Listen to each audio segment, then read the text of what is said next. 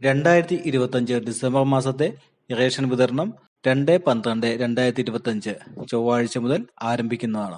2025 December മാസത്തിൽ വൈദ്യുതി ഉള്ള വീടുകളിലെ AAY PHH അതായത് മഞ്ഞ, പിങ്ക് കാർഡുകൾക്ക് 1 ലിറ്റർ മണ്ണെണ്ണയും, വൈദ്യുതിയുള്ള വീടുകളിലെ നീല, വെള്ള കാർഡുകാർക്ക് 1/2 ലിറ്റർ മണ്ണെണ്ണയും, വൈദ്യുതി ഇല്ലാത്ത വീടുകളിലെ കാർഡുകാർക്ക് 4 ലിറ്റർ മണ്ണെണ്ണയും ലഭിക്കുന്നതാണ്.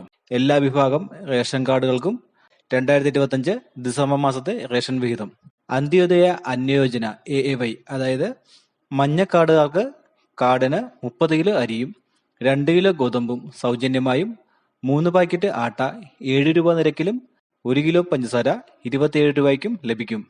മുൻഗണനാ വിഭാഗം PHH പിങ്ക് കാർഡിലെ ഓരോ അംഗത്തിനും 4 കിലോ അരിയും 1 കിലോ ഗോതമ്പും സൗജന്യമായി ലഭിക്കും. കാർഡിന് അനുവദിച്ചിട്ടുള്ള ആകെ ഗോതമ്പിന്റെ അളവിൽ നിന്നും 4 കിലോ കുറച്ച് അതിനു പകരം 4 പാക്കറ്റ് ആട്ട 9 രൂപ നിരക്കിൽ ലഭിക്കുന്നതാണ്. പൊതുവിഭാഗം സബ്സിഡി NPS നീലക്കാർഡുകാർക്ക് കാർഡിലെ ഓരോ അംഗത്തിനും 2 കിലോ അരി വീതം കിലോയ്ക്ക് 4 രൂപ നിരക്കിൽ ലഭിക്കും. കൂടാതെ നീലക്കാർഡിന് അധിക വിഹിതമായി 5 കിലോ അരി കിലോയ്ക്ക് 10 രൂപ 90 പൈസ നിരക്കിൽ ലഭിക്കും.